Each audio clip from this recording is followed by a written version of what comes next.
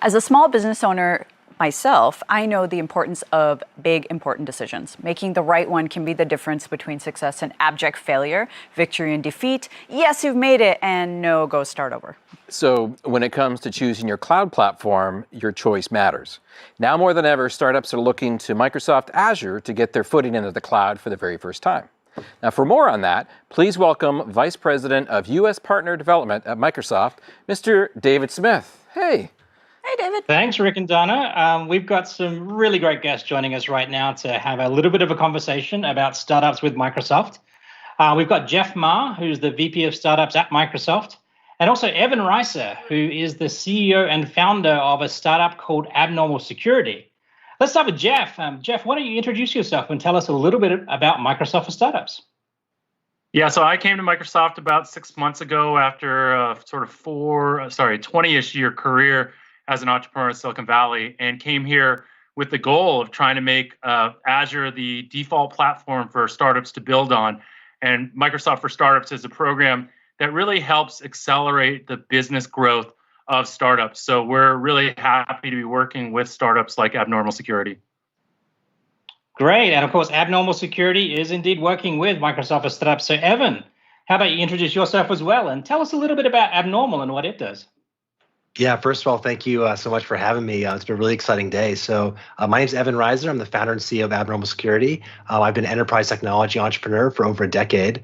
Started 4 different companies, all focused on bringing enterprise solutions using AI and machine learning. So Abnormal Security is a next generation email security platform. We use AI to protect enterprises against targeted social engineering attacks like supply chain compromise or fraud or business email compromise, which is currently the #1 cybercrime in the world. So, for additional context, Abnormal Security, we're a young startup. We started about 2 years ago, but we're growing very quickly. We have over a dozen Fortune 500 companies using our product today. We protect everything from healthcare systems to nuclear power plants, and we've been recognized by Forbes and Gartner as one of the most promising AI startups and a top vendor for email security in 2020. Well, that's awesome. And we'll drill down into all those things you just talked about, but let's just talk about startups in general and how startups relate to cloud. And Jeff, I know you've got a background as an entrepreneur yourself. So how do you think startups in general should think about their choice of cloud platform? I think, when startups, at least how we want startups to look at picking a cloud platform, is not thinking about a platform and instead thinking about a partner. Because ultimately, what we believe is that much of the technology that exists on cloud platforms is pretty similar now. And where we can provide value as Microsoft and Microsoft for Startups is providing really good customer access and really good go-to-market for startups. So we really want to be a partner where we have great a partner ecosystem and great customers that we can bring to startups and, like as I mentioned, accelerate their business growth. So the decision of which cloud to build on needs to be more than just a technology decision now. It needs to become much more of a business decision. What do you mean by that? Like, what is the difference between that technology decision and that business decision you're talking about then?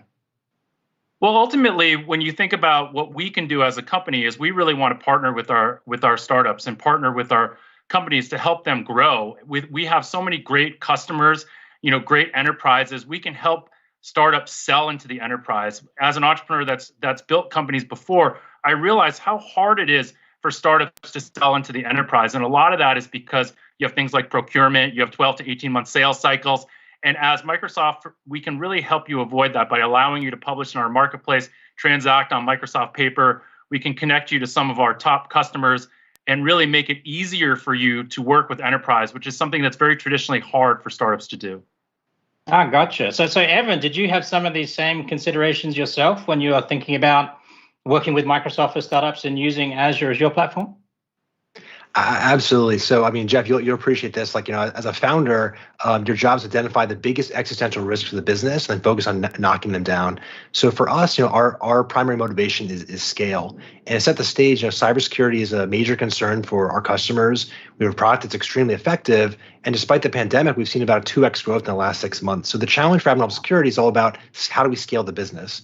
We have to scale innovation, right? To bring cutting edge AI to innovation to wow our customers. We need to scale technology to get 10x more customers and 10x more data. And we need to scale our go-to-market programs, right? Everything that Jeff just mentioned. We have to get to the other other people we don't know yet, right? We need to see 10x growth in a really short amount of time. So I think, a lot of entrepreneurs just like me, they think about cloud infrastructure as purely a technology decision. However, I realized that our enterprise customers, who are also Microsoft customers, really wanted to invest more in the Microsoft ecosystem, and they want to partner with startups like us that were equally committed to building on the Microsoft platform.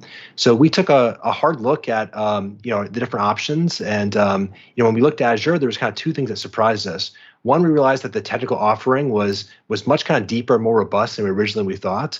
And on top of that, there's a bunch of non-technical benefits from moving to Azure that were critical to help us scale. And even though we've been totally impressed by the technology, similar to what Jeff said, I think the major driver for us was understanding all the capabilities that Microsoft platform had to help us scale our innovation and scale our go-to-market. Okay. So give me some more examples about how Microsoft helped you connect with your customers there and sort of bring them to Abnormal. Yeah, absolutely. I'll kind of maybe talk about both sides of the coin there. So for context, when we first started the company, we didn't even think about using Azure. We were so familiar with the AWS platform, and even when we crossed $1 million a year in spend, we didn't really question the decision. But when we decided to team up and partner with Microsoft, there was really kind of these two sides: the technology benefits and the business benefits. So on the technology side, right, we realized that security, privacy was critically important to us. Our customers trust us to protect the world's their most sensitive data, and we need to have the world's most secure platform for them to take us seriously. Obviously, Microsoft is a leader in cybersecurity. They spend $1 billion a year in cybersecurity, and Azure has more compliance certifications than any other cloud provider. The second thing is ability to scale. So Satya this morning talked about the importance of being able to process petabyte scale data in real time. And the third part of technology is really the ability to innovate, right? Using offerings like Azure AI cognitive services to empower developers to focus less on commodity infrastructure and more on applied machine learning problems that are important for our customers.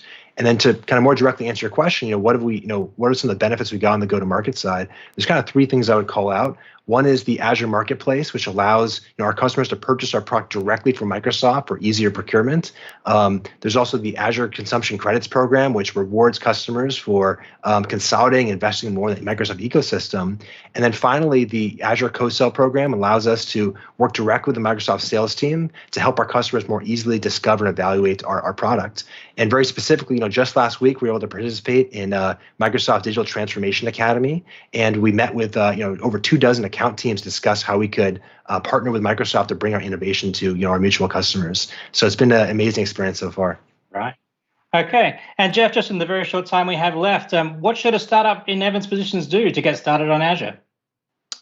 Well, they should go to startups.microsoft.com and they can get all the information they need about the program, and they should reach out to us via the website to find out more information. We're really looking for companies that are interested in accelerating their business by selling into the enterprise, and we really think that with co-sell, which is a program which allows our sellers to retire quota against selling our partner solutions, and with, as we mentioned, the marketplace and other different reseller agreements, we really think we can help accelerate the business growth of startups, which is one of the things I think that startups struggle with. Okay, well, that's great. Well, thanks, folks, for a great conversation. And for everybody, for more on how Azure can work to fit you and your business, visit azure.microsoft.com. And now it's time for a message from our featured partner, Red Hat.